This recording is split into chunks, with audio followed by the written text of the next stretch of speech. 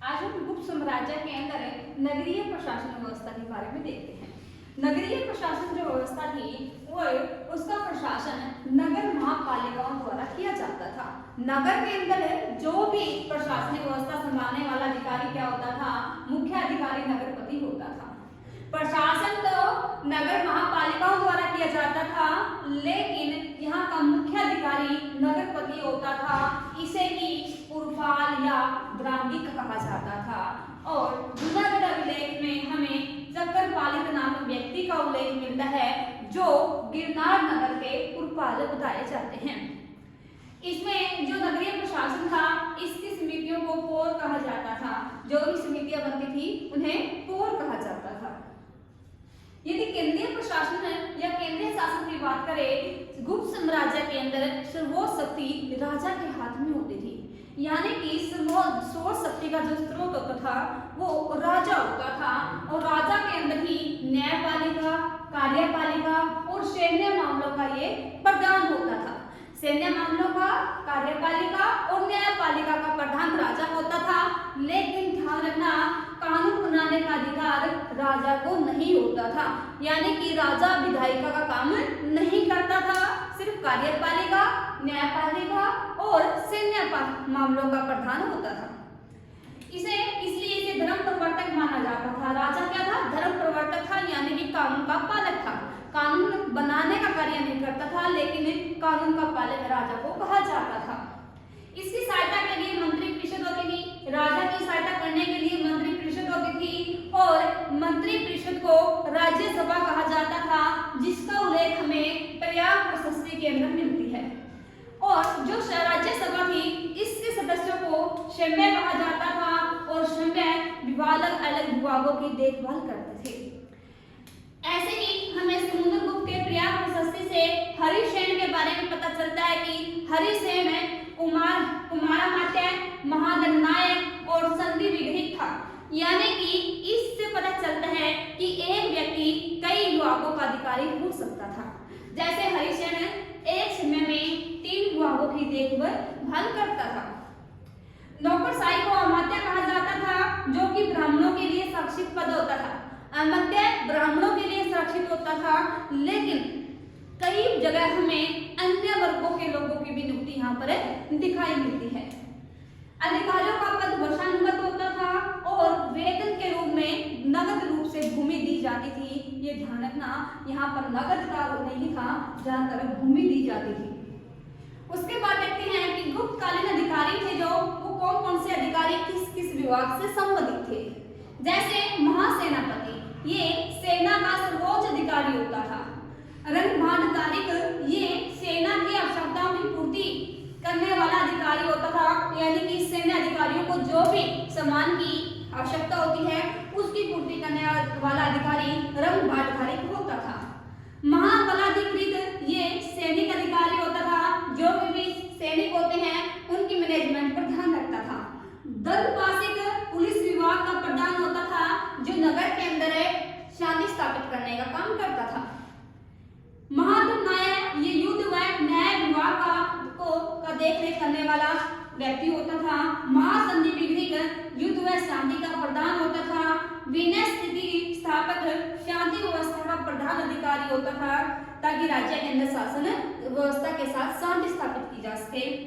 महाबांड गरीब, ये राजकीय कोष का प्रधान होता था, जो कि वित्तीय संबंधी कार्य करता था। ये अभिलेख विभाग का प्रधान होता था। और सर्वोध्यक्ष, ये केंद्रीय शौचालय का प्रधान होता था। महाप्रतिहार, राजप्रसाद का मुख्य सुरक्षा अधिकारी होता था, जो राजा के महल वगैरह होते थे उनकी सुरक्षा का दायित्व इसका होता था। ध्रुवाधिकरण, कर वसूल करने वाला विभाग का प्रधान होता था। और अग्निहारिक, ये दान विभाग का प्रधान होता था। पुष्यभूति वंश में न्याय व्यवस्था कैसी थी? यानी कि वर्धन वंश के दौरान उस समय हर्षवर्धन या फिर हम कहें राज्यवर्धन या प्रभाकर वर्धन, इन तीनों शासकों के समय वहाँ की न्याय व्यवस्था कैसी थी? तो सर्वोच्च न्याय व्यवस्था में न्याय का सर्वोच्च अधिकारी सम्राट यानी कि शासक होता था। और कानून व्यवस्था अच्छी नहीं थी। क्यों अच्छी नहीं थी? क्योंकि जो दंड प्रणाली थी वो बहुत ज्यादा ही कठोर थी। साधारण से अपराध के लिए मृत्यु मृत्युदंड तक देने का प्रावधान था, इसलिए जो वहां की व्यवस्था थी, कानून व्यवस्था, वो अच्छी नहीं मानी जाती। प्रशासन की सुविधा हेतु संपूर्ण राज्य को 4 भागों में बांटा हुआ था। पिछली क्लास में हमने देखा था कि बाणभट्ट ने 4 प्रकार की भूमियों के बारे में वर्णन किया था, लेकिन इसमें प्रशासन करने के लिए ध्यान रखना, ताकि प्रशासन की सुविधा को आसान किया जा सके, 4 भागों में बांटा हुआ था। और कौन कौन से थे? ग्राम, विषय, भुक्ति और राष्ट्र। ग्राम का जो अध्यक्ष होता था, ग्राम पक्ष पटलिक होता था, जबकि विषय जिले के रूप में होता था। बहुत सारे ग्राम मिलकर एक विषय का निर्माण करते थे और जिसका अध्यक्ष पाठक होता था। बहुत सारे विषयों से मिलकर भुक्ति बना होता था और भुक्ति का जो अध्यक्ष होता था या सर्वोच्च अधिकारी लोकपाल या फिर उपरी होता था। हम कह सकते हैं आज की स्टेट भुक्ति को आज की स्टेट या प्रांत के जैसा मान सकते हैं। सबसे ऊपरी स्थान राष्ट्र को होता था, यानी बहुत सारी भुक्ति मिलकर एक राष्ट्र का निर्माण करती थी और जिसका अध्यक्ष शासक होता था। आर्थिक व्यवस्था की बात करें, आर्थिक व्यवस्था में राज्य की आय का मुख्य स्रोत भूमि कर था, जो कि उपज का 1/6 हिस्सा होता था या 1/6 भाग होता था। लेकिन सिंचाई जो कर होता था या जिसमें सिंचाई राज्य के द्वारा प्रस्तुत की जाती थी, उपलब्ध करवाई जाती थी, वहां पर 1/4 कर भाग होता था। आय का मुख्य स्रोत भूमि कर और भूमि कर को वसूलने वाला अधिकारी भौगिक कहलाता था। यहाँ पर भूमि कर को वसूलने वाला भौगिक होता था, जबकि जमीन का हिसाब किताब रखने वाला जो अधिकारी होता था उसे पुष्पपाल कहा जाता था। आज का जो हम कह सकते हैं पटवारी, उस समय का पटवारी कौन था? पुष्पपाल था, जो जमीन का लेखा जोखा रखता था। हर्षकालीन ताम्रपत्रों से हमें 3 प्रकार के करों का पता चलता है, भाग, बलि और हिरण्य। भाग और बलि आम लोगों से लिया जाता था, जो कि एक किसी वस्तु के या पदार्थ के रूप में लिया जाता था, लेकिन हिरण्य ये नगद रूप में लिया जाता था और ये व्यापारियों से लिए जाने वाला कर था। सिंचाई हेतु रहट या तुल्य यंत्र का प्रयोग किया जाता था। रहट का मतलब ही सिंचाई होता है। उच्च अधिकारियों का वेतन के रूप में जागीरें देने की शुरुआत भी हर्षवर्धन के समय होती है, जिसका उल्लेख हमें मनुस्मृति से मिलता है। लेकिन जागीरों का सबसे ज्यादा विकास हमें अकबर के समय मिलता है। साधारण लेन देन तथा व्यापार कौड़ियों के माध्यम से किया जाता था, यानी कि जो वस्तुओं का विनिमय किया जाता था या वस्तु खरीदने का प्रमुख साधन था कौड़ियां। जैसे आज रुपए का हम प्रयोग करते हैं, ऐसे ही उस समय कौड़ियों का प्रयोग किया जाता था। उस समय की प्रमुख बंदरगाह बड़ौस थी और मथुरा सूती वस्त्र निर्माण का मुख्य केंद्र था। सैन्य व्यवस्था की बात करें, हर्षवर्धन का महासेनापति सेनानाथ था और इसी के कहने पर हर्षवर्धन गद्दी पर बैठा था।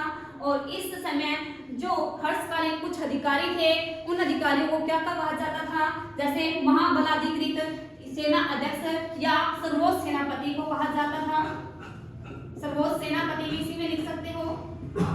सर्वोच्च सेनापति या सेनाध्यक्ष महाबलाधिकृत होता था, लेकिन बलाधिकृत सेनापति था।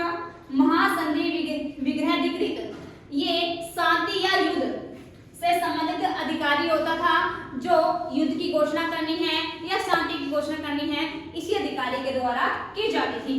कटुक हस्त सेनाध्यक्ष होता था, यानी कि हाथियों की सेना का अध्यक्ष होता था। बाणभट्ट कहता है कि हर्षवर्धन के समय 1 लाख से अधिक अश्व सेना थी। बृहदेश्वर अश्व सेना का अध्यक्ष होता था। अध्यक्ष के अलग अलग विभागों के सर्वोच्च अधिकारी होते थे और आयुक्त साधारण अधिकारी होते थे, लेकिन मीमांसक न्यायाधीश होते थे जो न्याय व्यवस्था संभालते थे। चार भाट ये अवैतनिक सैनिक होते थे, यानी कि अस्थायी सैनिक होते थे। और पुलिस अधिकारी, यानी जैसे आज पुलिस प्रशासन व्यवस्था संभालती है, ऐसे ही ये राज्य में शांति स्थापित करते थे और प्रशासनिक व्यवस्था संभालते थे। ऊपरी महाराज प्रांतीय शासक था। हमने देखा था ऊपरी क्या होता है, ये भुक्ति का सर्वोच्च अधिकारी होता है, यानी कि प्रांतीय शासक होता है जो राज्य के राजा के अंडर काम करता है। अक्षपटलिक लेखा जोखा रखने वाला अधिकारी होता है, जिसे हम लिपिक कहते हैं। हर्षवर्धन के समकालीन शासक कौन कौन से थे? पहले आता है मौखरी वंश। मौखरी वंश, इसका हमें हर्षवर्धन की जो सिस्टर थी की राजश्री, उनका शादी हुई थी ग्रीवर्मा के साथ। यानी कि समकालीन हुए ग्रीवर्मा हुए और इनके भाई थे ईशान वर्मा और सौरभ वर्मा। और ये कहाँ पर थे? कनौज। कनौज में इनका क्षेत्र था। कनौज यूपी में पड़ता है। सेकंड है मैत्रेय वंश। मैत्रेय वंश में बटारक और धर्मसेन पुत्र थे और मैत्रेय वंश में हर्षवर्धन ने अपनी पुत्री की शादी की थी और ये वल्लभी के शासक माने जाते हैं। मैत्रेय वंश वल्लभी में था और ये वल्लभी पड़ता है गुजरात में। थर्ड है परवर्ती गुप्त। यहाँ पर यहाँ के जो शासक थे महासेन गुप्त थे और इनका जो शासन था मगध बिहार के अंदर पड़ता था। ओलिगर प्रकाश वर्मन या यशोधर्मन या फिर देवगुप्त।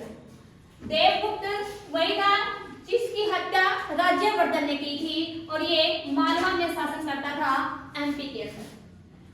हुण जाति। हुण जाति में दो हैं, एक तोरमण और लहिरपुर और इनका शासन क्षेत्र था पश्चिमी पंजाब में। चंद्रगौड़। गौड़ शासक था संसार। ज्यादातर गौड़ ही बोला जाता है। संसार। संसार कौन था? जिससे हर्षवर्धन ने और भास्कर वर्मन ने दोनों ने मिलकर इसको पराजित किया था। यही संसार है और इसने संसार ने ही देवगुप्त के साथ मिलकर कनौज पर अधिकार किया था।